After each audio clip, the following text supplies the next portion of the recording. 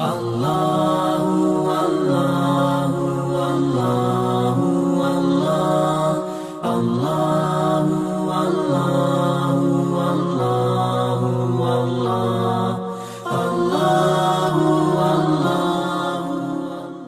Setengah 10 sampai jam 11. Saya mau tanya dulu, apa betul? Betul ya? Ya, takut salah alamat. Karena ini baru. Oleh karena itu, karena pertama ya, nanti beri masukan aja kalau biasanya begini ataupun begitu. Nah, dalam kajian tasawuf ini, kalau para akademisi seperti siswa, siswi, mahasiswa, mahasiswi yang saya hormati ini, saya baru ya menerapkan seperti di tempat yang mulia ini. Oh, no. Oh iya Pak Dudi. Pelan. Oh gitu. Mohon. Mangga. Lalas itu. Pilih lepat alamat.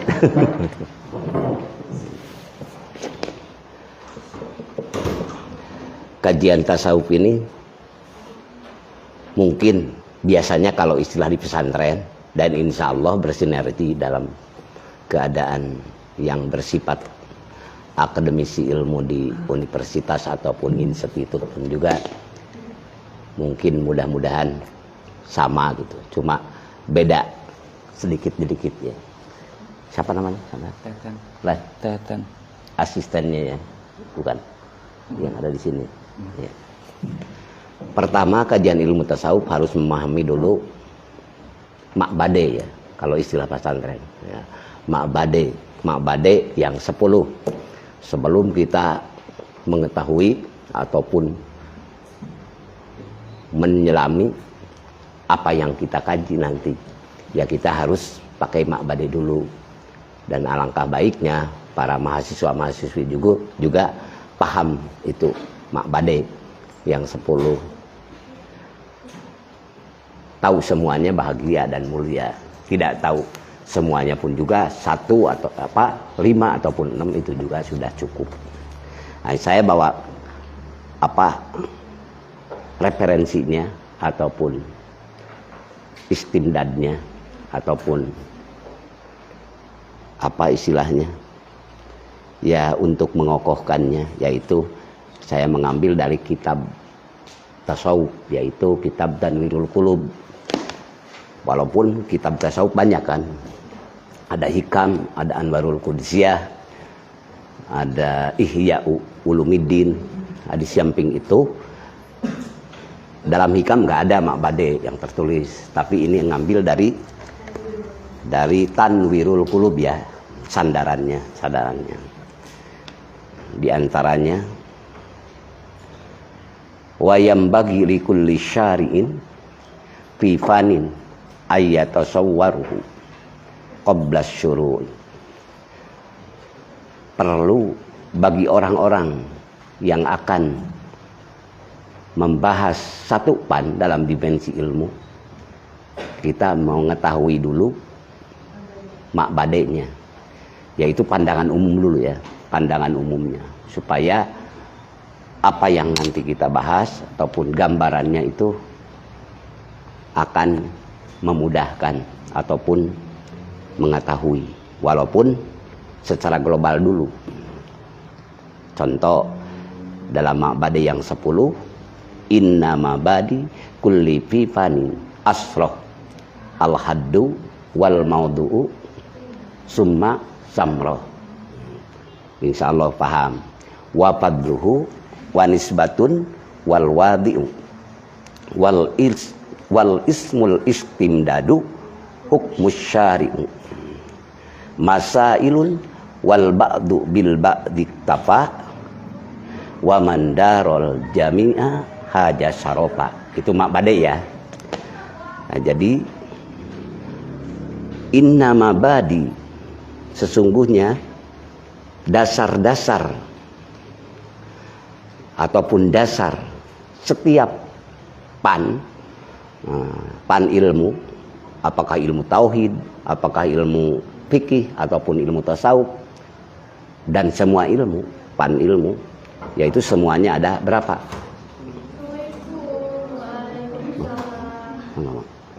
Asroh 10. Pertama al-haddu. Al-haddu yaitu definisi ilmu tasawuf. Yang kedua wal maudhu, objek ilmu tasawuf ataupun sasarannya ilmu tasawuf yang dibahas oleh kita. Summa samroh, yang ketiga buahnya ilmu tasawuf. Wafadluhu, dan keempat keunggulannya ataupun keutamaannya. Wanisbatun, yang kelima ya, kalau salah nanti coba dicek. Yang kelima adalah nisbat, apa hubungannya ataupun korelasinya ilmu tasawuf. Wal wadhi'u, wadi peletak, landasannya, pembuat ataupun peletaknya, perintisnya, mana aja yang enaknya. Nah, wal wadi perintisnya, wal ismu namanya ini ilmu apa yang kita bahas ini. Al istimdadu, sandarannya, pengambilannya dari mana. Hukumnya ilmu tasawuf, apakah fardu kifayah ataupun fardu ain, ya. Hukum syari'u, hukum syara'nya, hukum syariatnya. Bagaimana ilmu tasawuf ini? Masailun, masalah-masalahnya. Masalah-masalah di sini bukan berarti masalah musibah, tapi bahasannya apa yang mau dibahas. Wal ba'du bil ba'di tafa, cukup mengetahui sebagiannya juga gitu. Wa man darul jami'a, siapa yang mengetahui semuanya, haja sarofa, mendapatkan kemuliaan. Nah, mudah-mudahan dalam pertemuan ini walaupun sekelumit, mudah-mudahan mendapatkan kemuliaan kita semua.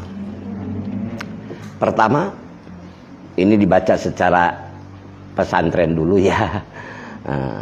Fahaddu tasawufi, hadnya ilmu tasawuf, definisinya ilmu tasawuf. Apa definisinya ilmu tasawuf? Huwa ilmun yu'rafu. Ilmu tasawuf ini adalah ilmu yu'rafu, buat mengetahui. Bihi, dengan ilmu tasawuf itu, ahwalun nafsi, yaitu tingkah nafsu, hal nafsu. Mahmuduha, yang terpuji, wa madmumuha, yang tercela, yang baik ataupun yang buruk bahasanya. Wa kaifiyatu tathhiriha, dan mengetahui bagaimana cara menyucikannya tentang nafsu yang ada dalam jiwa kita. Minal madmumi minha, dari nafsu jelek, wa tahliyatiha, dan mengetahui caranya untuk memperindah nafsu yang ada di dalam kita, bil ittisofi, dengan sifat-sifat bimahmudiha, dengan sifat-sifat yang terpuji ataupun yang baik. Wa kaifiyatus suluki, dan mengetahui bagaimana caranya. Suluk itu apa? Berjalan ya, nyukcruk. Wasyairu, juga berjalan. Berjalan. Wa kaifiyatus suluki wasyairu ilallahi ta'ala, untuk mengetahui caranya berjalan menuju Allah subhanahu wa ta'ala. Wal firaru ilaihi, dan supaya tahu kita berjalan menuju Allah, kembali kepada Allah. Itulah definisi ilmu tasawuf. Nah, ini dalam apa, definisi dalam ma'bade yang 10 itu.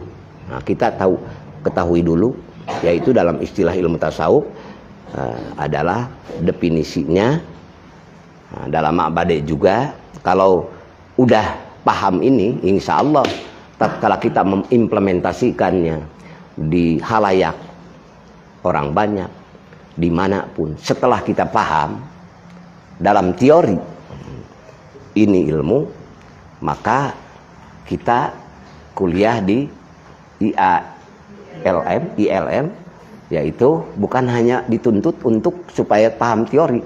Mudah-mudahan dari akademisi ilmu tasawuf secara teori, mudah-mudahan kita bisa mengimplementasikan apa yang kita teorikan, apa yang kita pahami secara teori, yaitu dengan amali.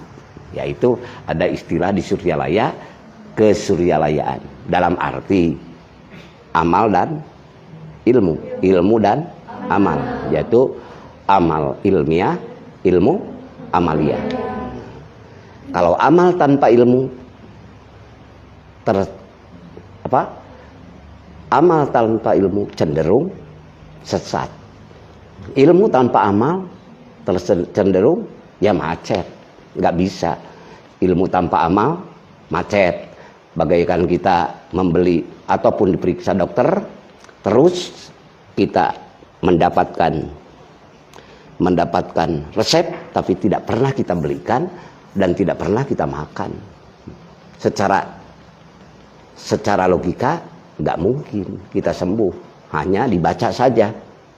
Oleh karena itu, apalagi ini menyangkut ruh jiwa kita yang sangat sensitif, dan ruh dan jiwa kita ini tidak ada yang tahu kecuali orang itu sendiri. Tidak ada yang tahu kecuali yang punya dirinya sendiri. Maka tidak bisa menyandarkan kajian ilmu ini supaya tahu diri kita yang sebenarnya, karena yang tahu diri kita adalah diri kita sendiri. Nggak mungkin kita menyandarkan kepada orang lain, karena saudara kita sang akademisi ilmu tasawuf ataupun saudara kita, tetangga kita, kalau kita tidak memproses secara awal kesananya, tidak kita berlabuh untuk mensucikan diri kita dengan sesuai tatanan ilmu tasawuf. Maka dalam kesuryalayaan di daerah Suryalaya ada apa? Ilmu amaliyah, amal ilmiah, yaitu dengan bahasa yang populer secara umum, thariqah. Ilmunya tasawuf. Thariqah, jalan. Mudah-mudahan adik-adik ini bukan hanya teori, insya Allah bersama amali. Nah itulah ya. Sementara yang kedua wa maudhu'uhu, yaitu objeknya ya, objek ilmu tasawuf. Apa kerjanya ilmu tasawuf itu? Objeknya ilmu tasawuf itu af'alul qalbi, kerjanya hati, wal khawasi, dan panca indera, dan organ tubuh bisa, min haitsu atazkiyati wa tasfiyati. Jadi kerjanya hati dan panca indera kita tentang membersihkan dan menyucikan hati, membeningkan hati. Itulah maudunya tasawuf. Itulah maudunya tasawuf. Itu yang apa? Yang kedua maudunya. Terus yang ketiga wasamratuhu, buahnya, manfaatnya boleh ya, buahnya boleh. Wasamratuhu, buahnya ilmu tasawuf, tahdibul qulubi, bersihnya hati, wa ma'rifatun boleh, wa ma'rifatu boleh, wa ma'rifatu alamil ghuyubi, mengetahui alam-alam gaib. Jadi buahnya ilmu tasawuf itu satu bersih hati, yang kedua mengetahui dimensi gaib, dimensi batin. Wa wujdanan, merasakan. Yang diketahui oleh kita ini merasakan. Wa wujdanan. Daukon dulu, maaf. Daukon, merasakan. Wa wujdanan, meraih. Jadi merasakan dan meraih. Apa yang kita bahas ini, kalau ilmunya sudah kita amalkan, maka akan mendapatkan, yaitu zaukon wa wujdanan, rasa ataupun merasakan, boleh, wa wujdanan, dan meraih, wa najatu, wan najatu, dan selamat. Ini buahnya, dan selamat fil akhirati, di akhirat nanti. Wal fauzu, dan bahagia, wal fauzu, dan bahagia biridallahi ta'ala, dengan ridho Allah Ta'ala. Itulah puncaknya, buahnya ataupun manfaatnya ilmu tasawuf. Jadi pertama bersih hati, kedua mengenal ma'rifatu alamil ghuyub, mengenal alam gaib, daukon, merasakan, wa wujdanan, dan meraih, wan najatu, dan selamat fil akhirati, di kampung akhirat yang abadi, akhirat, wal fauzu, dan bahagia biridhoillahi ta'ala, dengan ridho Allah Subhanahu wa ta'ala. Kalau dilanjutkan panjang ini, wa nailus sa'adatil abadiyati, dan meraih juga, mendapatkan juga kebahagiaan yang abadi di kampung akhirat nanti. Maka kebahagiaan yang abadinya itu kholidina fiha abada. Kalau firman Allah dalam Al-Qur'an itu, ini global dulu ya. Yang nomor berapa tadi ini? Nomor 4, nomor 3. Apa? Samroh, buah. Nomor 3 ya. Nomor 3. Nomor 3 buahnya. Yang keempat, wa fadluhu, keunggulannya ya. Keunggulannya ilmu tasawuf apa? Annahu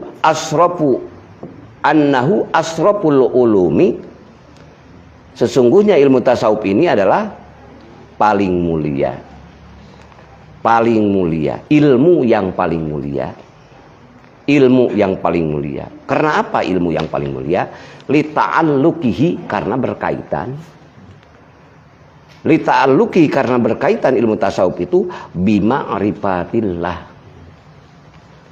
dengan makrifat kepada Allah ataupun kepada makrifat kepada Allah. Dengan makrifat pada Allah boleh, karena berkaitan dengan makrifat kepada Allah, bima'rifatillahi ta'ala ya kalau dilanjutkan, dengan makrifat kepada Allah Subhanahu wa ta'ala, wa hubbihi, dan mencintai.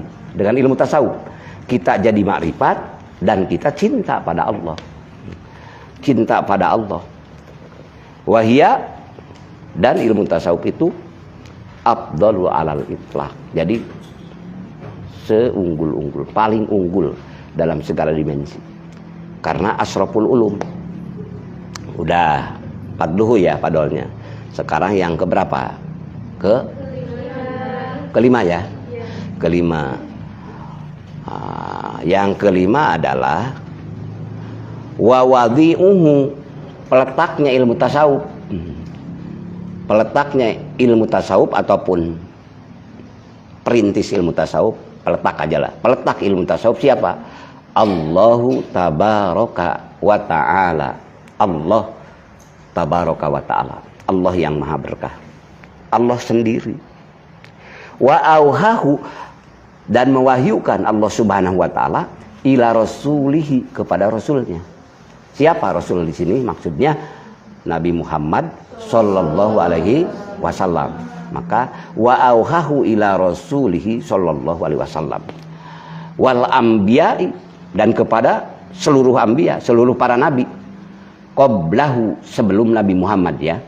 Jadi ilmu tasawuf itu sudah diturunkan dalam segi ajaran ya, bukan segi penamaan. Kalau segi nama, ilmu tasawuf mungkin Yang dikatakan ilmu tasawuf, mungkin dikatakan ilmu tasawuf itu kurun ketiga sesudah wafat ya Kangjeng Nabi. Tapi kalau dari segi ajaran ilmu tasawuf ini peletaknya Allah sendiri. Allahu tabaraka wa ta'ala wa auhahu ila rasulihi sallallahu alaihi wasallam wal anbiya, dan kepada seluruh para nabi qablahu, sebelum Kangjeng Nabi. Fa innahu, karena sesungguhnya ilmu tasawuf ruhus syara'i, ruhnya syariat ataupun ilmu syariat, seluruh ilmu syariat, wal adyani, dan ruhnya agama-agama yang diturunkan kepada nabi-nabi, al munjalati, yang diturunkan kulliha, kepada semua para nabi, karena Allah sendiri yang menurunkannya dari segi ajaran. Itulah yang ke berapa itu barusan? 5. Sekarang yang ke 6 ya. Dibahas semuanya sampai 10? Apa ditunda dulu? Apa? Tuntaskan apa? Satu? Tuntaskan ya. Ya, itu. Yang ke hukmuhu ya. Yang ke 6. Wa ismuhu, namanya ilmu tasawuf apa? Namanya ilmu yang kita bahas ini apa? Ya ilmu tasawuf. Ilmu tasawuf, ilmu tasawuf diambil dari mana? Posisinya di mana tasawuf? Di ihsan. Rukun agama kan? Iman, Islam, ihsan. Mau nyebut Islam dulu boleh, Islam, iman, ihsan. Itu sebagaimana Nabi Muhammad menerima dari Jibril, yaitu tatkala Jibril bertanya, sampaikan apa arti iman, apa arti Islam, apa arti ihsan. Nabi Muhammad menjawab, padahal yang bertanya itu lebih pintar gitu. Lebih tahu siapa Jibril yang bertanya. Itu ketawaduan Nabi Muhammad dalam dimensi syariat ya, awal. Dalam dimensi syariat. Kalau dimensi hakikat ya Muhammad lebih pintar. Nah, kita harus paham satu ya. Apakah Jibril yang lebih pintar apa Muhammad gitu kan? Kalau demi di syariat ya Jibril yang pintar karena dia pembawa wahyu. Kalau di hakikat khairul khalqi, sebaik-baik makhluk Nabi Muhammad. Nah, kita harus tahu dua-duanya. Dua dimensi bahasa syariat boleh mengatakan bahwa Jibril adalah dzu mirratin pastawa. Dia itu memiliki kecerdasan yang luar biasa. Dzu mirratin pastawa. Tapi dalam dimensi hakikat sebelum malaikat Jibril mengasihkan wahyu apa yang difirmankan Allah yang di dalam Al-Quran, Nabi Muhammad sudah tahu. Nabi Muhammad sudah tahu dalam dimensi hakikat. Karena Nabi Muhammad diciptakan oleh Allah min nuri jamalihi, dari nur jamalnya Allah. Kalau istilah dalam kitab Sirrul Asrar sama juga kajian tasawuf kan, yaitu dari nur lahutiyah. Malaikat Jibril dan malaikat semuanya dari nur apa? Nur apa? Dari nur jabarutiyah. Jadi kapasitasnya itu hanya kapasitasnya lebih tinggi. Nur lahutiyah. Nah, itu diimplementasikan kalau diamalkan dalam thariqah ada yang dikatakan zikir jahar yang diucapkan la ilaha ada zikir hopi. Tatkala zikir hopi dihidupkan dalam ruh kolbun manusia, malaikat pun tidak bisa mendeteksi apa yang diingatkan adik mahasiswa ini, apa yang diingatkan adik mahasiswa ini. Itu wilayah ruh Anda dan Allah yang Maha Tahu. Maka tatkala bergetar jiwa kita mengingat Allah, maka sudah tidak ada jarak antara hamba dengan Robnya. Nah, itu istilah apa dalam ilmu tasawuf. Jadi melebar ke sana ya. Wa ismuhu, namanya ilmu ini ilmu tasawuf. Dari mana kata tasawuf ini diambil? Ini dalam kitab Anwarul Qudsiyah ya. Kalau di kitab Sirrul Asrar bukan seperti ini. Ini dari kitab tanwirul qulub. Ma'khudun, nah, diambil dari kata apa? Minas sofa, dari kata sofa, artinya bersih. Jadi ilmu tasawuf ini diambil dari kata sofa. Kalau di Sirrul Asrar dari sub, bulu, pakaian bulu, yaitu banyak para raja-raja yang ruhaninya, spiritualnya hidup dan diliputi dengan kekuatan cahaya makrifat, bikuwati dikrillah, dengan kekuatan mengingat Allah, hatinya semakin bersih, maka dia itu walaupun dia pangkat raja seperti Ibrahim bin Adham, dia pakai aja pakaian-pakaian yang bulu yang dianggap rendah, tapi ruhnya sudah murni. Tapi kalau di sini langsung tidak sub lagi. Kalau sub artinya kan bulu domba. Kalau sofa artinya bersih. Itu aja.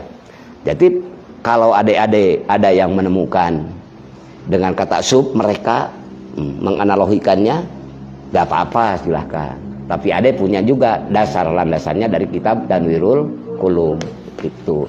Jadi insya Allah, jadi kadang orang lain menemukan ini kitabnya, tapi ada beda gitu sandarannya, nggak apa-apa, anggaplah untuk kekayaan kita, kekayaan ilmiah, kekayaan ilmu kita.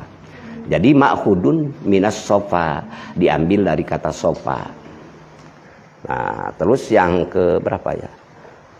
Yang ke berapa sekarang? Berapa? 7.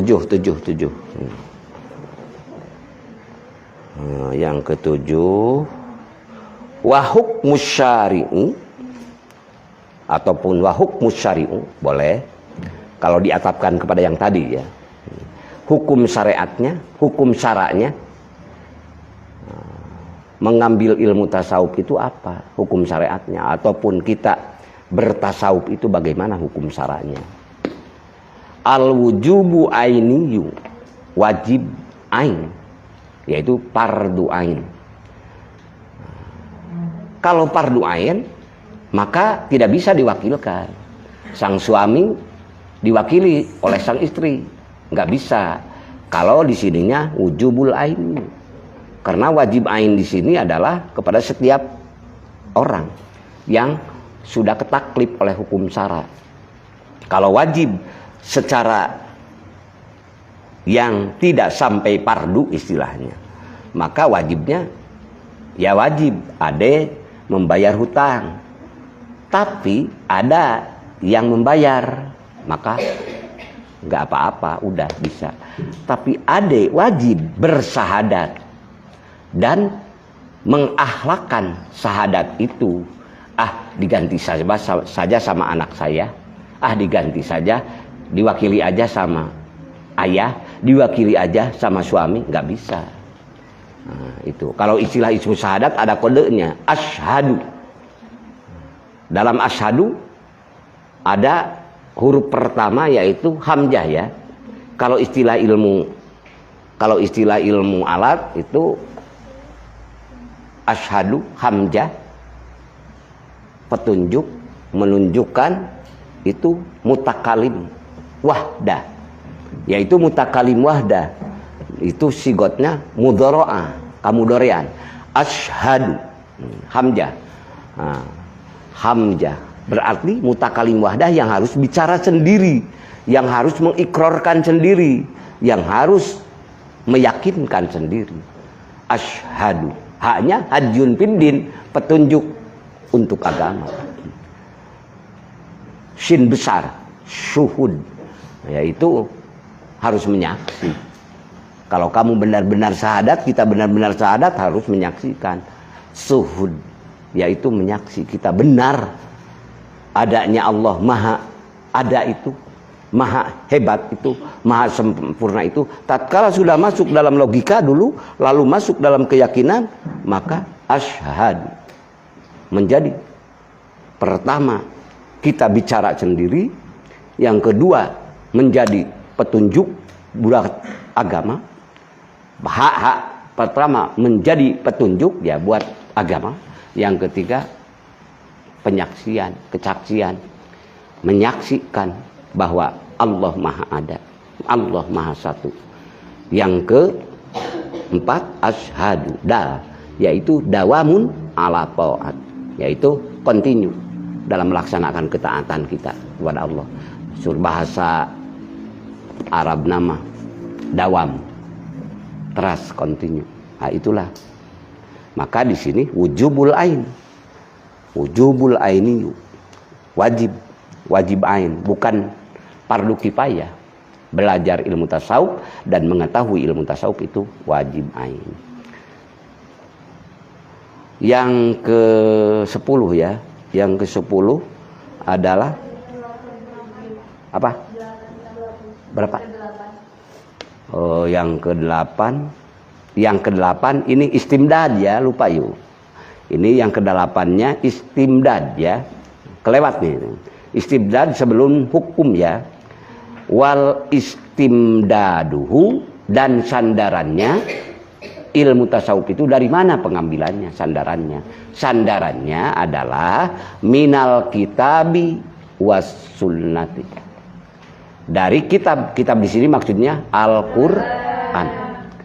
Al-Qur'an dan sunnah. Sunnah maksudnya hadis Rasul. Di hadis Rasul. Jadi sandarannya ilmu tasawuf itu dari kitab Allah Al-Qur'an dan Al-Hadis. Itulah untuk pegangan hamba-hamba Allah yang akan berjalan menuju Allah. Inilah ma'bade yang 10. Kalau sudah paham ini, sebagian pun boleh, cukup. Tapi kalau kita tahu semuanya adalah mendapatkan kemuliaan. Wal hukmu syari'u, dan hukum syariatnya udah ya, al wujubul ainu. Dan yang wa hukmu syari'u, dan hukum syariatnya adalah al wujubul ainu, wajib ain. Qala ba'dul arifin, telah berkata sebagian ulama-ulama makrifat gitu. Orang-orang yang makrifat, ulama-ulama yang makrifat gitu. Karena ulama itu ada dua di antara. Ada ulama ubillah, ulama yang mengenal Allah, yaitu ulama ma'rifat. Ada ulama ul ilmi, ulama yang tahu berbagai ilmu gitu. Di sana. Tapi ada yang ideal, ya ulama ullah, ya ulama ubillah, ya ulama ul ilmi. Dia mengenal Allah disertai dengan mengenal ilmu Allah. Nah, itu ideal. Tapi ada juga yang belum paham. Kalau kita lihat dia, kita baca kitabnya ataupun akademisi ilmunya, ataupun kadang-kadang tidak paham. Tapi kalau spiritualnya dia sudah melangit gitu, ada banyak. Mudah-mudahan adik-adik ini, mahasiswa-mahasiswi ini makan dituntut supaya tahu dua-duanya. Ya ilmunya, ya amalnya. Yaitu ulama ul ilmi nanti buahnya, dan ulama ubillah, mudah-mudahan. Ini pengersa apa? Telah menyediakan kepada kita semua. Mudah-mudahan meraih dua-duanya. Itu. Maka berkata, qala ba'dul arifin, berkata sebagian ulama-ulama makrifat, man lam yakun lahu nasibun min hadzal ilmi ay ilmil batin akhafu alaihi min su'il khatimah. Saking perlunya, saking wajibnya, maka ulama-ulama, sebagian ulama-ulama makrifat mengkhawatirkan apa? Bagi orang yang tidak mendapatkan nasib, malam yakun lahu nasibun. Siapa yang tidak mendapatkan ya nasib, bagian, mendapatkan bagian min hadzal ilmi, dari ilmu ini, ilmul batin ataupun ilmil batin, yaitu ilmu batin, akhafu, aku mengkhawatirkan, takut, alaihi, kepada orang itu, min su'il khotimah, diakhiri dengan su'ul khotimah. Itulah orang yang setelah ilmunya dia paham, lalu berusaha mengamalkan, maka muncul rasa kekhawatiran orang yang dikatakan ulama arifin ini, maka merasakan. Karena apa? Karena ilmu ini adalah ruh bagi semua ilmu, untuk semua praktek ibadah mahdoh ataupun ibadah goer mahdoh. Itu wa masailuhu, dan masalahnya bukan masalah dalam arti musibah apa, masalah di sini pembahasannya. Wa masailuhu, dan pembahasan ilmu tasawuf ini adalah qadhayahu al-bahisati an sifatil qulubi. Terus masalahnya, bahasannya adalah membahas semua bahasan yang tadi semua ada di ilmu tasawuf, dan semua pembahasan ilmu-ilmu yang lain ruhnya ada di ilmu tasawuf. Itulah seperti apa? An sifatil qulubi, dari tabiat ataupun sifatnya hati. Seperti apa lagi yang bisa menjadi petunjuk untuk hati qalbun salim, hati yang selamat, dan seperti kajuhdi, juhud, yaitu tidak tertipu oleh rayuan dunia yang bersifat gombal, hanya sementara. Wal waro, dan waro, hati-hati apik. Wal mahabbati, dan mahabbah. Wal fana, dan fana. Wal bako, dan bako. Ini makom ya, makom orang yang berjalan dengan ilmu tasawuf. Dan seterusnya banyak, muraqabah, musyahadah, ini dicapai dengan ilmu-ilmu tasawuf. Muraqabah, musyahadah, ya harus dengan mujahadah, dan mujahadah bisa sampainya pun juga dengan mengimplementasikan ilmu tasawuf. Itu diantaranya.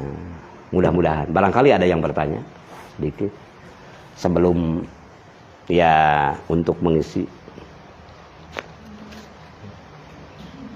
Ada yang mau bertanya dari kupasan yang tadi ataupun seputar ilmu tasawuf dalam dimensi thariqah ataupun dimensi tasawuf?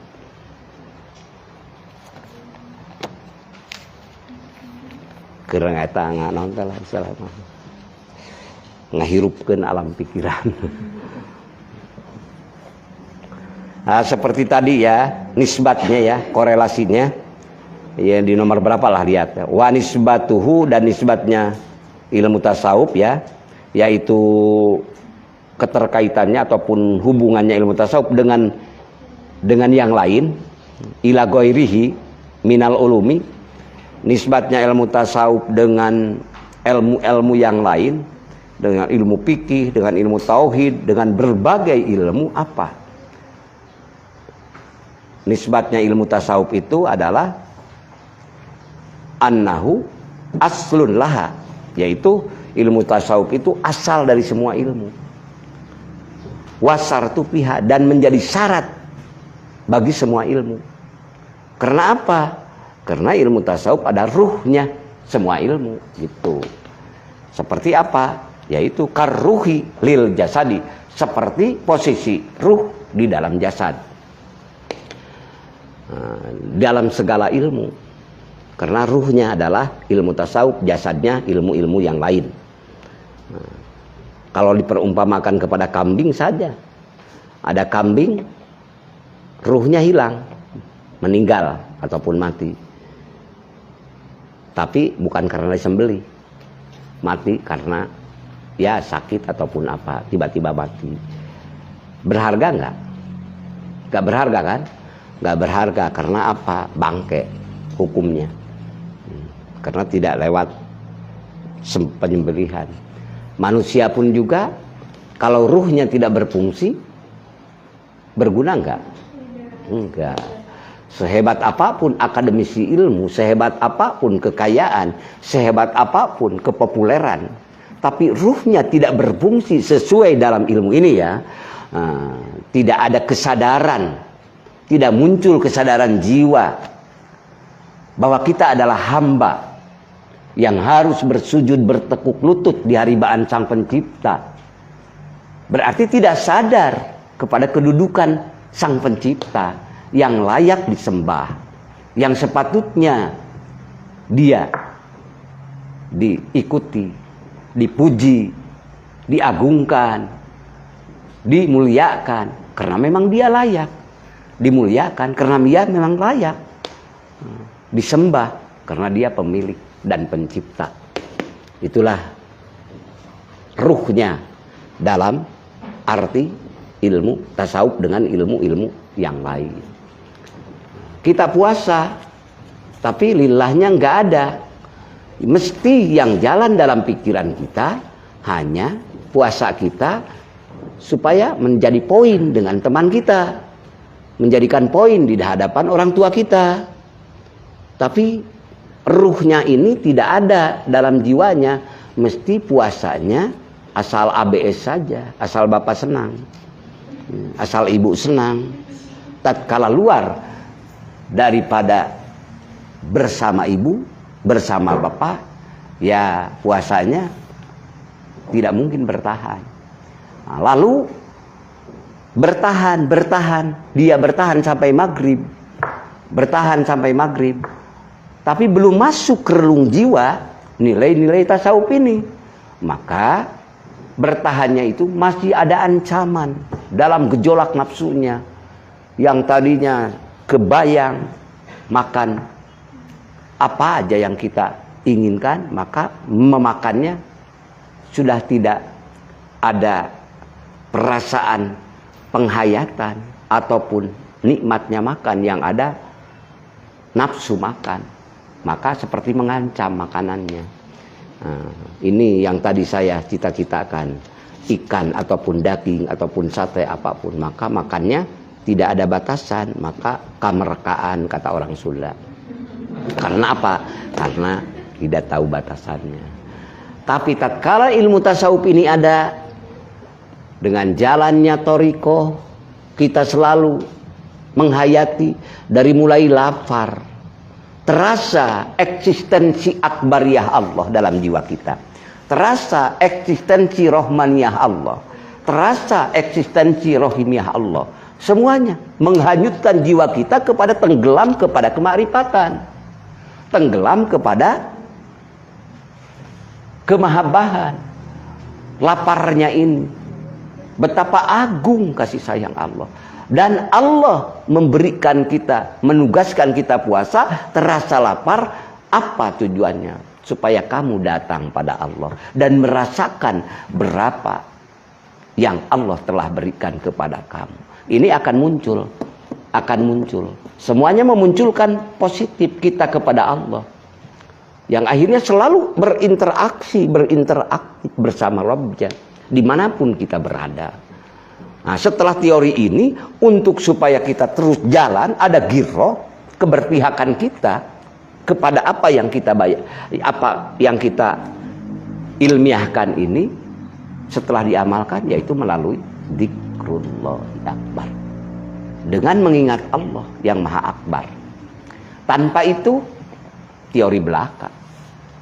Ini semua misalnya tidak dihidupkan dengan hati mengingat Allah, tidak dihidupkan dengan ucapan kita mengucapkan kalimat tauhid la ilaha, maka hatinya tetap kering kerontang, hanya muncul di logika saja.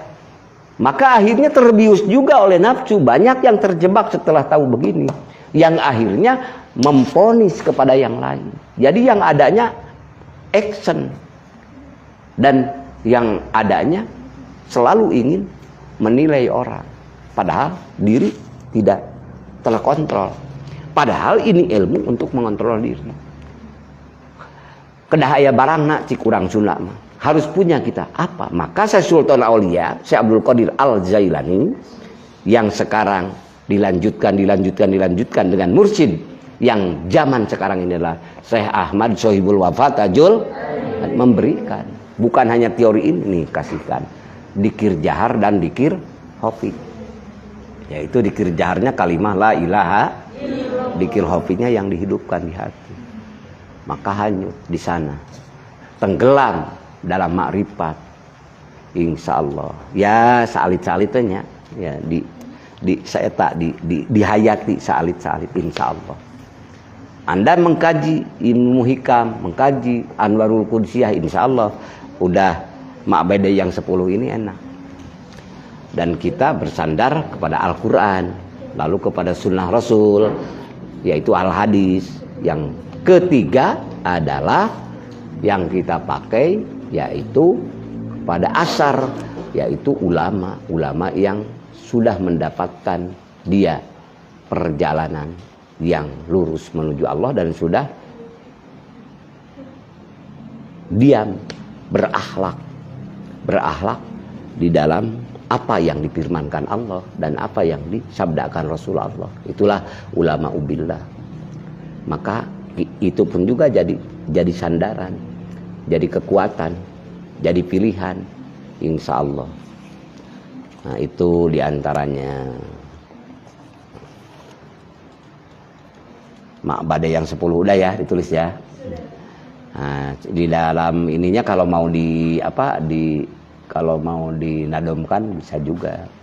Innama badi kulli fanin asroh al-haddu wal maudu usum masamroh wa padduhu wa nisbatun wal wadi'u wal ismul istimdaduhu musyari'u masailun wal ba'du bil ba'diktafa wa mandarol jami'aha jasaropa. Insyaallah adik-adik lagi produktif lah logikanya bisa ketalah ini. Oh ini udah tahu nih. Jadi kalau adik memerankan ini tatkala bertemu dengan para akademisi dari pesantren oh benar sama juga dia. Maka adik double, adik mahasiswa double, akademisi pencerahan secara logikanya tambah, tapi sandarannya kuat karena berdasarkan sandaran kitab-kitab klasik, kitab-kitab pesantren. Insya Allah bertambah, berkembang, mudah-mudahan. Innama badi kulli fanin asroh al-haddu wal maudu usum masamroh wa fadluhu wa nisbatun wal wadi'u wal ismul istimdadu musyari'u masailu wal ba'du bil ba'diktafa wa mandarol jami'aha jasarofa. Banyak yang mengartikan ma'bada banyak, tapi kita pegang ini ya, dipegang ini untuk mengentalkan pemahaman kita aja. Nah, nanti dikembangkan boleh pemecahan wawasannya dengan apa dari mana. Cuma sandarannya kita udah tahu, definisinya udah tahu gitu. Seperti ilmu tasawuf yang dijalankan dengan ilmu thariqah dari apa? Ya dari Allah dan Rasulnya. Terus dari para ulama ubillah yang telah berakhlakul karimah. Itulah tasawuf. Rukun agamanya di mana? Di ihsan. Karena ada rukun Islam, ada rukun iman, ada rukun agama. Rukun agama ada 3. 1 apa? Iman, Islam, ihsan. Nah, itulah kalau rukun agama. Dalam ihsan anta abudallahu ka'annaka tarahu. Anjeun kamu semua harus beribadah kepada Allah seakan-akan kamu melihat Allah. Fa in lam takun tarahu fa innahu yarah. Kalau kamu belum mampu merasa melihat Tuhanmu, yakini aja bahwa Tuhan Maha melihat kamu, gerak dan diam kamu, semuanya tidak berpisah. Apalagi kalau ditenggelamkan, cara bagaimana melihat Tuhan itu kan. Maka dengan ilmu ini insya Allah akan diberi oleh Allah, yaitu ma'rifatu alamil ghuyub, yaitu mengenal alam mughayyabah ataupun alam ghaib. Mana Qur'annya? Dalikal kitabul la raiba fi hudal lil muttaqin alladzina yu'minuna bil ghaibi.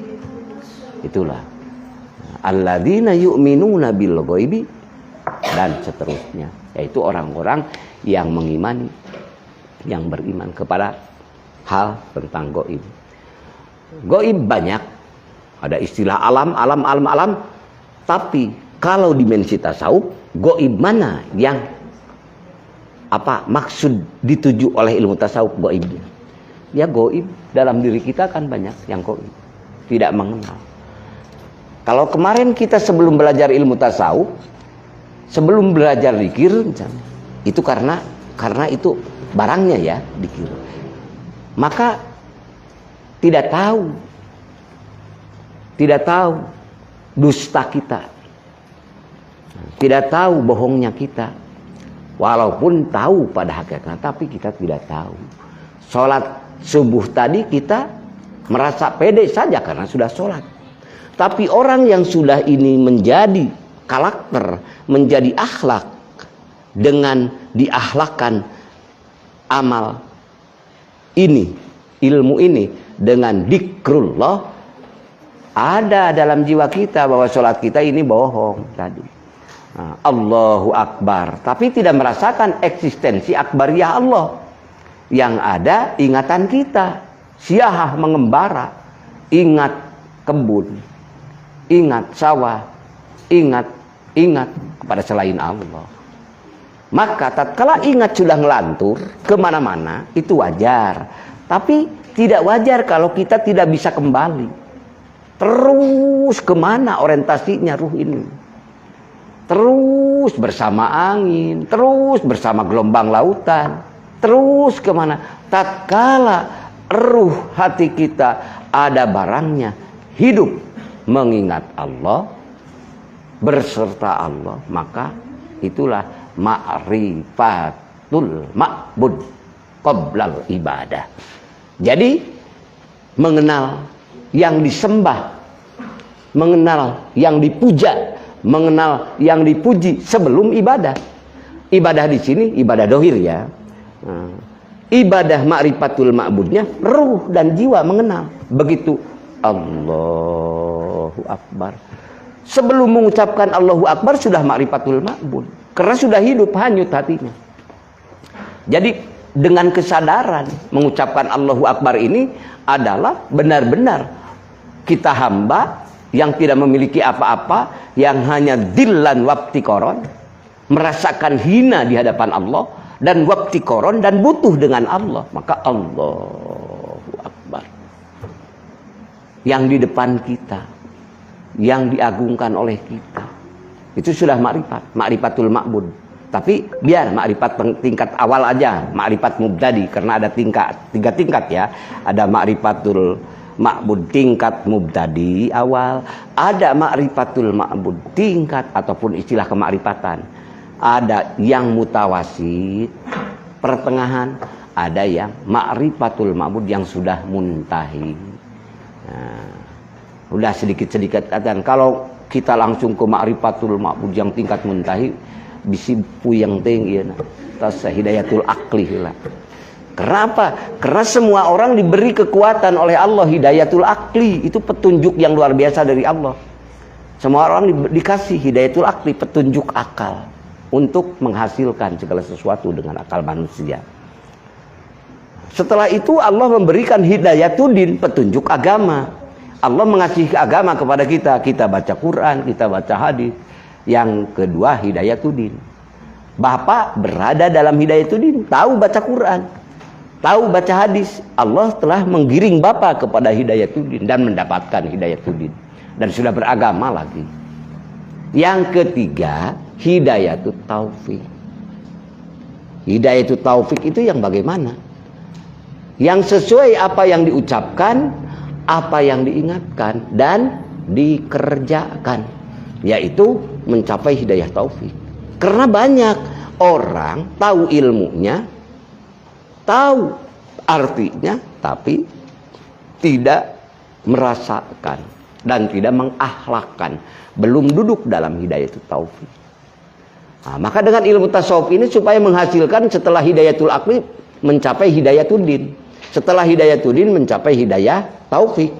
Apa yang kita bicarakan Allah dudukan dalam akhlak yang kita bicarakan. Maka hidayatul akli, yang korupsi, yang tidak korupsi karena akal, kan akalnya yang dibawa oleh nafsu. Misal, kalau hidayatuddin tahu itu salah, ini benar.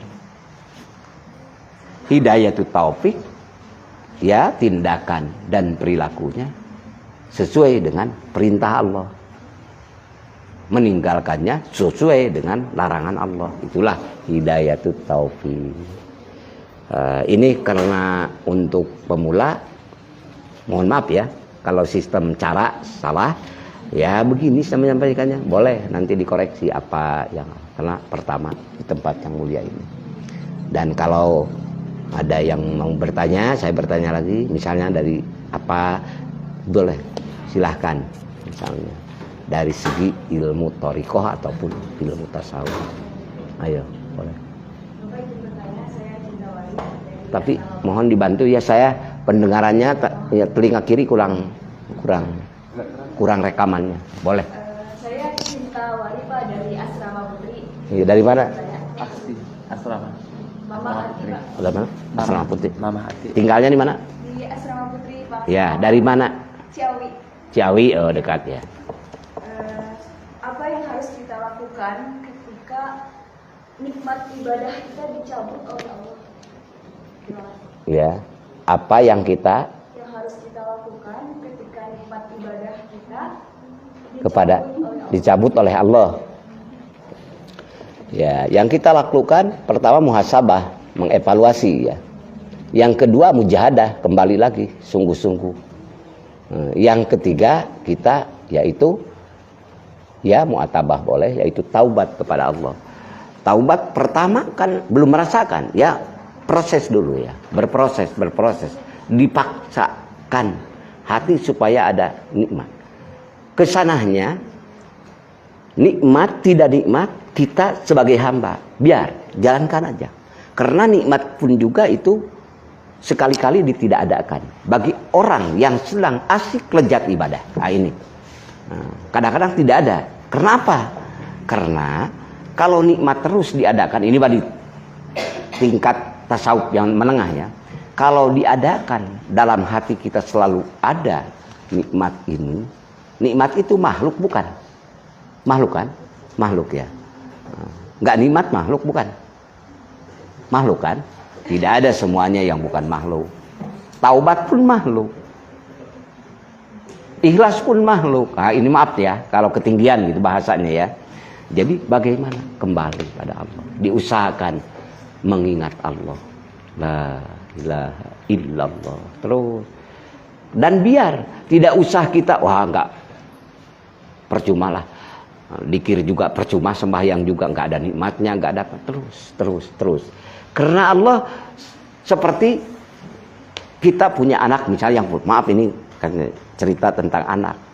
Anak umur 3 tahun ataupun sebelum 3 tahun ataupun 3 tahun lebih. Saking sayangnya ayah biasa suka melatih anak-anak. Tuluy biasa dipapah sementara. Tiba-tiba dilepaskan. Apa maksudnya ayah?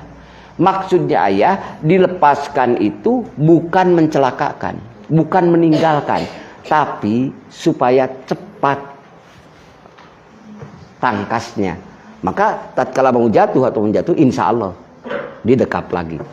Kita tatkala sudah masuk ke ranah dzikrullah dengan ilmu tasawuf, kemarin kok lezat, enak ya baru pertama 2 minggu 3 minggu, tapi kadang-kadang kita dilepas. Jangan salah sangka Allah tidak menyapa Anda. Jangan salah sangka Allah meninggalkan Anda. Tidak. Teruskan aja. Maka dengan ingatannya tidak ada, kelezatannya tidak ada, tapi terus kita berproses, jalan terus. Akhirnya muncul lagi. Itu proses ya, terus. Apalagi kalau sudah dikasihkan dikir, karena adzikru la yatrukuka. Dikir ini tidak akan meninggalkan Dikir ini tidak meninggalkan para mahasiswa, mahasiswi. kalau sudah ditanam. Karena dikir ini bukan milik kita, milik Allah. Enak dikir ya lagi makan, enak dikir kan lagi minum, enak dikir mau tidur, enak dikir mau makan. Tapi kadang-kadang tidak ada dikir, biasa-biasa lagi, kemana aja tidak hidup. Tapi tatkala kita di kebun ataupun di mobil, tiba-tiba ada rasa muncul, ingat lagi. Nah, itu proses. Insya Allah, itu maksudnya, mudah-mudahan, insya Allah, mudah-mudahan. Karena ini di Suryalaya, maaf saya nerangkan gini, karena teori ini diamalkan, mudah-mudahan. Jadi bukan hanya teori. Ingat, dalam hati berbicara dengan Allah yang kuasa, tapi badan biasa berkumpul bersama-sama. Silakan Anda jadi teknokrat, silakan Anda jadi apa? Jadi petani, silakan Anda jadi pedagang, silakan Anda jadi pejabat, silakan Anda jadi apa saja, tapi badan bersama Dia dengan yang maha sendiri di ruh Anda. Maka tatkala Anda mengimplementasikan ilmu yang 10 tadi, makbadeknya dengan kekuatan dikrullah, Anda ini di kota, di kampung, di hutan, di sawah, dimanapun, apa yang dikatakan firman Allah sholat, induk ibadah dohir, tapi Anda hidup di luar sholat, waktu di sawah ingat Allah, Anda masuk kepada kategori sholat wusta. Apa sholat wusta? Yaitu berinteraksi hatinya bersama Allah, hidup hatinya mengingat Allah. Padahal lagi di kebun, padahal lagi di sawah. Tapi awas jangan salah ya mengartikannya. Oh berarti kalau begitu mah tidak boleh, tidak sembahyang juga nggak apa-apa. Oh jangan, itu mah sembahyang dohir ya kewajiban harus. Dan ini juga kewajiban yang khusus untuk Anda dengan Allah dimanapun. Karena apa? Karena hidup kita dan tugas kita ini oleh Allah diciptakan wa ma khalaqtul jinna wal insa illa liya'budun. Tidak kami ciptakan jin dan manusia melainkan supaya ibadah. Ibadah ini sepanjang hayat dikandung badan dan selama waktu 24 jam. Dengan apa ya mengimplementasikannya? Ya dengan zikrullah. Zikrullah yang bagaimana? Yang dihidupkan di hati. Kalau yang dibaca ya sudah sembahyang biasa, la ilaha. Tapi kalau yang di hati bisa aktif dimanapun kita berada. Mau marah ingat Allah, nggak jadi marahnya. Mudah-mudahan amin. Kalau lagi bahagia ingat Allah, nggak sombong, nggak jumawa, karena merasa siapa sih pemilik ini semua. Tatkala berbeda nasib dengan orang lain, tatkala kekurangan, tidak mungkin kita merasakan cemburu, apalagi ingin hasud. Karena apa? Yang muncul adalah selalu mengingat Allah. Karena Allah dengan prerogatifnya, dengan kehendaknya, yaf'alullahu ma yasha wa yahkumu ma yurid. Berbuat sekehendaknya, menghukumi juga sekehendaknya. Maka kalau orang lain dikayakan kita masih biasa-biasa, buat apa kita iri? Karena semuanya adalah ketentuan Allah. Takaran Allah tidak mungkin tertukar. Paham ya? Takaran Allah, A harus senyum, B harus ya cemberut terus. Tapi hakikatnya ini hakikatnya dalam hati. Maka tangkap dengan dzikir, insya Allah. Kalau hanyut dengan dzikir, terjawab semuanya menjadi ibadah. Amin. Mau mikun, mau minum makan, mau mandi, mau minum, selalu ingat Allah. Dan dzikir dengan ilmu tasawuf yang diarahkan dengan tadi, dengan dzikrullah, mengingat Allah. Adik-adik mahasiswi, kalau sudah misalnya waktu datang tamu bulan, bisa beribadah terus. Walaupun lagi handphone juga bisa. Karena di hati. Yang tidak boleh, yang menghukumi orang tidak ibadah dalam dohiriyah itu waktu haid itu apa? Baca Quran, sholat gitu kan. Kalau intinya Al-Quran yaitu la ilaha. Intinya la ilaha illallah hudurul qalbi ma'allah, hadir hati selalu aktif mengingat Allah. Boleh, itu untungnya dzikir, fleksibel, bisa di mana-mana. Jadi kita belajar ilmu tasawuf tanpa dzikir sulit untuk mengimplementasikannya, hampa. Maka dengan dzikir insya Allah, nah ini ilmunya ya, sebagian ilmunya adalah dalam kitab tasawuf, yaitu Tanwirul Qulub dan lain-lain. Dengan mengingat Allah terus hidup dalam hati, bisa lagi head ibadah terus di dalam ibadah, dimanapun juga. Lagi sakit ingat Allah, lagi bahagia ingat Allah, dzikrullah kembali. Karena apa? Karena kalau sudah samroh, kalau sudah menjadi buah ilmu tasawuf, yaitu dzikir hidup. Wa samratuhu tahdibul qulubi wa ma'rifatu allamil ghuyub daukon wa wujdanan, yaitu buahna ilmu tasawuf itu adalah bersih hati dan makrifat alam gaib, terutama alam gaib yang ada di hati kita, yaitu apa buahnya itu? Ya daukon wa wujdanan, merasakan dan meraih apa yang kita ilmiahkan. Wanajatu, dan selamat fil akhirati, di akhirat. Jadi bukan hanya di dunia saja buahnya ini, apa samrohnya ini, manfaatnya ini, tapi di hari akhirat yang kekal. Wal fauju, dan bahagia biridallahi ta'ala, dengan ridho Allah subhanahu wa ta'ala. Itulah. Jadi barangnya, mohon maaf ya, bagi yang belum diajar belajar dzikir, saya agak mengarahkan ke dzikrullah karena supaya enggak kebingungan yang dibahas. Yang dibahas berbagai ilmu, tapi apa intinya? Insya Allah dengan dzikrullah, kajian ilmu apapun Anda menjadi ibadah. Amin.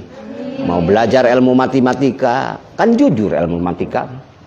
Kata presiden, 2 dengan 2 berapa, Dek? 4 ya. Nah, kalau kata tukang bajigur, 2 dengan 2 berapa? 4 kan? Kata profesor, 2 dengan 2 berapa? Jadi jujur ilmu matematika. Semuanya ilmu Allah. Jujur semuanya. Oh iya. Semuanya jujur. Tidak pernah tidak jujur. Lihat alam semesta, matahari selalu terbit dari timur kan? Tidak pernah terbit dari barat. Kecuali akan menjelang kiamat. Tapi perilaku kita, tapi akhlak kita banyak. Jadi kita kadang-kadang kalau melihat kepiting itu persis akhlak kita. Tahu kepiting? Tahu ya? Kepiting apa? Ya mata ke depan tapi berjalan ke pinggir. Kita kan sering sembahyang kita kan mengucapkan Allahu Akbar, tapi hati kita udah masuk kepada semua yang dihayalkan oleh kita. Begitu ucapan kita Allahu Akbar, masuk semua pikiran. Maka ada orang yang mensiasati, orang-orang yang kadang-kadang dianggap apa? Dianggap nyeleneh, tapi orang ini ya permainan, gaya-gaya guyonan orang-orang tasawuf. Tatkala kita lupa nyimpan kunci mobil di mana? Sembahyang. Apa sembahyang itu? Ya kadang-kadang ingat, oh iya di lemari tadi. Tapi bukan berarti harus begitu. Itu kadang saking apa? Saking dalam sembahyang itu suka ingat yang lain-lain. Muncul apapun. Inni wajjahtu wajhiya lilladzi fataras samawati wal ardh. Dalam ucapan, dalam hati terus mikirin bekal dari ayah kurang. Bagaimana nih caranya? Mikirin terus masuk yang lain-lain. Itulah diimplementasikan dengan ilmu tasawuf yang tadi. Apa? Yang tadi jawabannya pas enggak? Ya yang tadi ya. Solusinya gitu untuk jawaban itu yaitu untuk mengembalikan fitrah, keyakinan, kelezatan, ya proses terus berjalan insya Allah. Adek sudah bisa sepeda, Udah. Ibu sudah, adik-adik semua udah bisa sepeda ya? Tahukah pas mulai bisa sepeda dengan apa? Tapi tidak mungkin kan belajar sepeda kita langsung seot jalan bagus, betul? Ada proses kan? Jalan. Tapi kenapa kita tiba-tiba enggak jatuh gitu? Tiba-tiba enggak serempeng ke sana, ke kiri, ke kanan, enggak. Nah, proses berupaya, insya Allah. Nah, dengan proses itu tiba-tiba kita menguasai apa yang kita ajarkan, apa yang kita pelajari. Insya Allah, apa yang kita ucapkan ini, apa yang kita baca ini, apa yang kita kaji ini, tatkala Anda ada kemauan, di kemauan ada beribu jalan, maka di sanalah Anda berjalan. Mudah-mudahan, amin. Nah, itulah Anda berjalan. Ada kemauan mesti ada jalan. Tidak ada kemauan mesti 1001 alasan yang akan mendatangi kita. Maka berjalan terus, berjalan sedikit-sedikit terus berjalan. Ilmu yang banyak, yang ribet kalau menurut ini, tapi kalau diamalkan ini. Walaupun kadang-kadang belum tahu secara artinya bagaimana begini, tapi kalau sudah berjalan, duduk di sana, insya Allah. Itulah. Jadi ada kajian tasawufnya yang secara kajian akademis ilmu tasawuf ya.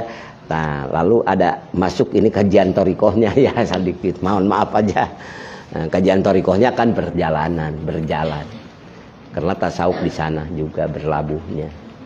Tanpa torikoh, tanpa berjalan ya sulit. Terus. Nah, udah 10 tertulis semua, Neng? Udah? Tapi ada waktu ya, sebentar lagi ada habis. Nah, maaf ya, ini baru, mohon maaf nih. Kalau ada yang keliru, mohon maaf ya, karena ini baru pertama. Mudah-mudahan doain aja. Saya sekarang mau ke Bung Bulang. Mudah-mudahan. Udah 5 bulan belum berhenti. Mudah-mudahan paling berhenti 2 jam ke rumah pulang lagi. Mohon doanya, mudah-mudahan berkah sehat ya. Amin. Dan adik-adik ini mudah-mudahan berkah ilmu. Yarfa'illahu alladhina amanu. Yarfa'illahu alladhina amanu minkum walladhina utul ilma darajat. Mudah-mudahan Allah mengangkat derajat adik-adik semuanya. Derajat di sisi Allah. Derajat di dunia dan di akhirat. Dan menjadi bekal yang abadi. Karena bekal yang abadi, hati kita bersandar kepada Dat yang maha abadi. Nah, ada waktunya. Kita banyak dosa, kita banyak hilap, kita banyak lupa. Kepada siapa bersandar kita? Kita, kalau dikatakan kita seperti air kopi, sulit untuk bening. Karena banyak dosa. Apa? Ingin cepat bening. Bagaimana? Lemparkan ke lautan. Air kopi dilemparkan ke lautan, bening? Enggak.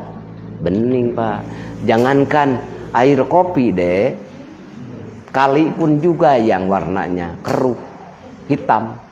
Tatkala ke lautan, semuanya menjadi ikut beningnya lautan. Itulah. Kita kecil, tidak ada apa-apanya. Yang ada adalah lemah dan salah, dosa. Tapi tatkala kita benar jalan menuju Sang Pencipta dan Sang Pemberi pengampun, benar arahannya ke sana, maka insya Allah detik itu juga, menit itu juga, maghfura lakum. Allah mengampuni kamu, bening. Mudah-mudahan. Matak dalam ilmu thariqah mah lau jaa qailun la ilaha. Kalau seandainya datang qailun dan mengucapkan la ilaha illallah, kalimat tauhid itu, kalimat takwa itu la ilaha illallah. Itu datang kepada Allah dengan mengucapkan la ilaha illallah, pengucapan diarti dengan khalisam min nafsihi, yang keluar dari keikhlasan. Maka firman Allah dalam hadis qudsi yang disabdakan Rasulullah, la ghafarallahu lahu dzalik, mesti aku ampuni semua dosa. Walaupun datangnya itu membawa dosa bikurbil ardi, sebesar bumi. Tapi benar datangnya kepada pemilik ampunan, yaitu Allah. Bersandar kepada Allah. Insya Allah. Waktu itu juga Allah mengampuni. Mudah-mudahan kita sedang diampuni Allah. Amin. Ampuni. Karena dan yang kedua syariatnya kembali kepada ade ya yang tadi pertanyaan dengan apa? Ya udah papiru kembali lagi kepada Allah. Ingin merasakan lezat. Dengan apa? Mulibin orang kembali kepada Allah yaitu taubat namanya. Taubat itu asasul makomah. Taubat itu adalah pondasinya makom. Akan berhasil makom juhud setelah makom tobatnya berhasil. Akan berhasil makom ridho, akan berhasil makom mujahadah, akan berhasil makom berbagai makom sobar, makom ridho, makom syukur, tapi awali dulu dengan makom taubat. Karena makom taubat adalah asasul makomah, pokoknya makom ataupun babullah, pintu untuk sampai menuju Allah. Itulah, ini kajian tasawuf ya, yang dibahas ini semuanya ini kajian ilmu tasawuf ya. Oleh babullah, pintu menuju supaya sampai kepada Allah. Asasul makomah, pokoknya makom, yaitu ya pondasinya makom taubat. Ya, untuk ucapannya astaghfirullahal ghafurur rahim. Allah ridho. Allah mengampuni kita. Allah cinta, Allah mengampuni kita. Maka pengersa Syekh Ahmad Syaibullah Fatajur Arifin di Suryalaya untuk kita berzikir kepada Allah, taubat dulu, yaitu astaghfirullahal ghafurur. Itu yang diucapkan. Yang dipraktekkan dengan wasilah ya ada yang mandi, ada yang sembahyang, mandi tobat, sembahyang tobat.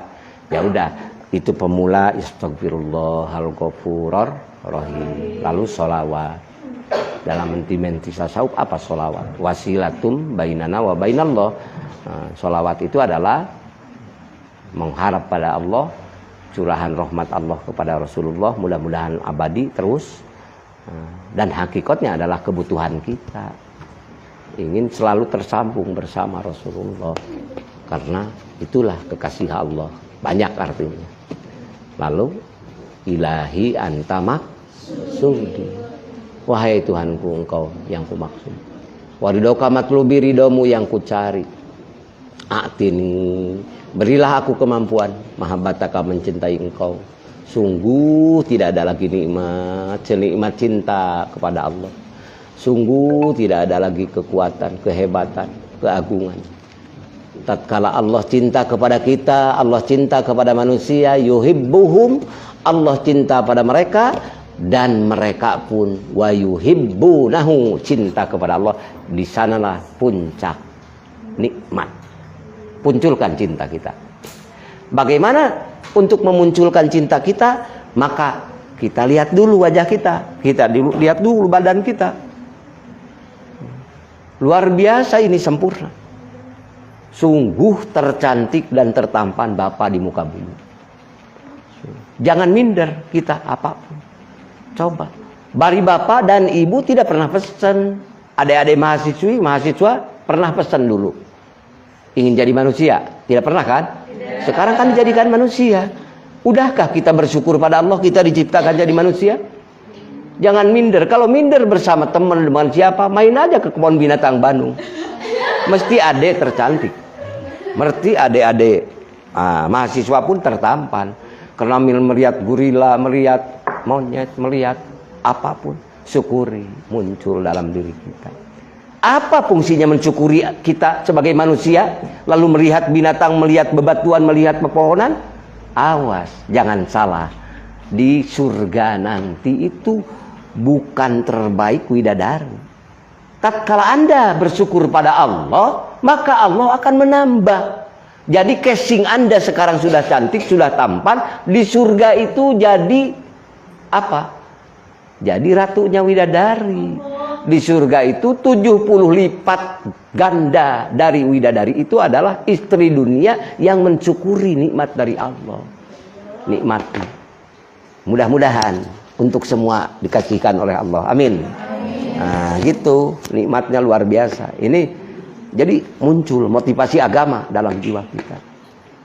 Widadari itu kan yang didambakan orang-orang dengan gaya-gaya. Tapi tak kala masuk adik-adik ini, adik mahasiswa dengan selalu merasa bersama Allah, abadi dalam jiwanya, itu makom bako.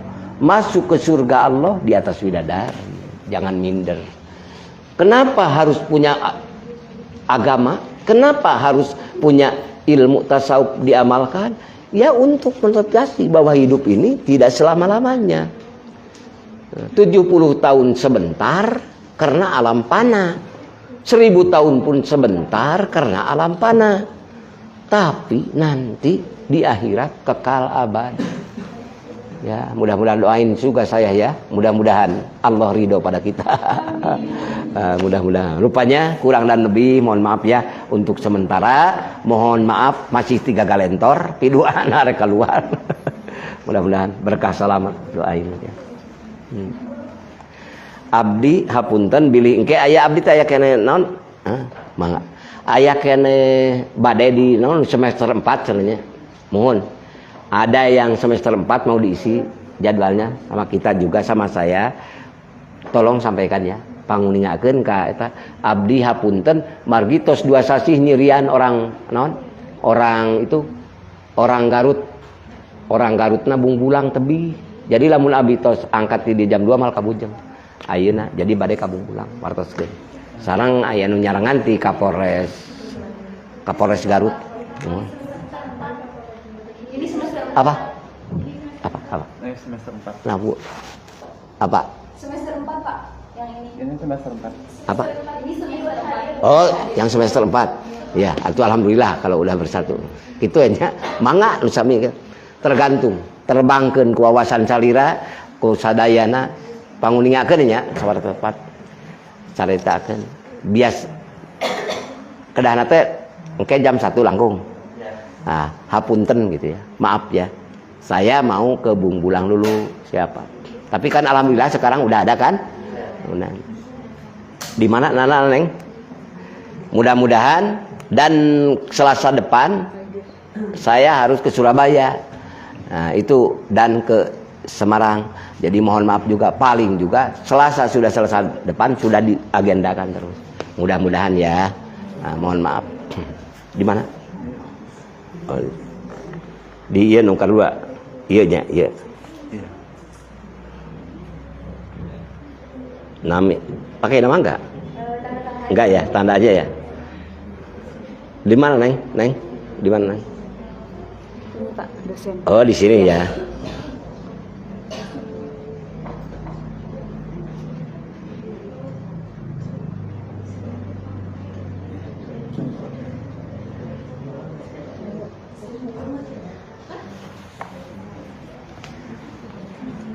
Malih mana iya nih, Teh? Malih mana Teh? Lagi dia Pak di anu.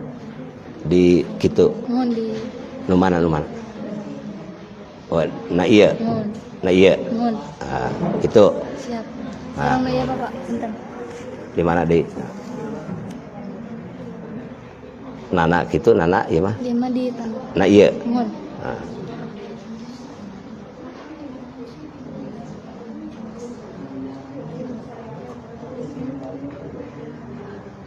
Pak, iya di semester 4 alhamdulillah ngiring. Oh gitu, mohon. Betul. Ya. Mana? Di dia. Gitu. Enggak. Atas lebih ke jam 11-nya. Saya salira namina. Teten. Ngaulang dia, ngaulang. Mohon nasi nggak? Oh, apa dalenya? Kirang langkung. Tapi disuruh nemenin sama Pak Dekan. Ulah. Disuruh nemenin Mbak Antum. Oh gitu. Iya. Murokobah. Murokobah. Iya. Alhamdulillah. Kita can kebahas ya murokobah. Di Pak Dekan disuruh nemenin Pak Kiai tadi. Oh gitu. Nah, Aslinya mana? asli Riau. Hah? Riau. Oh Riau. Iya Riau. Jadi tapi tahu ya bahasa Indonesia. Riau.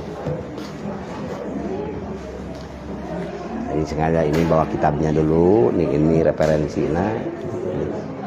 biar mereka ya bisa bermain di mana-mana, mudah-mudahan. Alhamdulillah. Di mana ngajarnya apa Salina? Fakultas apa? Abi di HES tasawuf tarekat. Tasawuf juga. Alhamdulillah.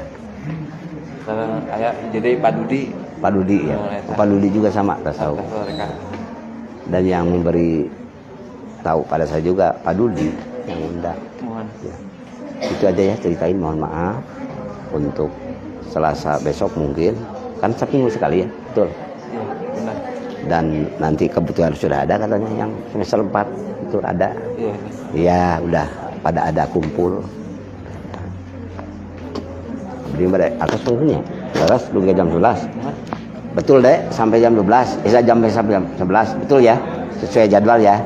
Maaf semuanya ya, adik-adik semuanya. Mohon maaf kurang dan lebih, mohon maaf. Terima kasih atas undangan silaturahimnya dan sama-sama. Dan mohon doa juga ya saya. Dan akhirnya mudah-mudahan kita selamat dunia akhirat. Amin. Dan mudah-mudahan kita selalu dipersatukan dan berkumpul nanti di surga firdausnya. Terima kasih. Wassalamualaikum warahmatullahi wabarakatuh. Turun ya. Enggak teh, neng, saya.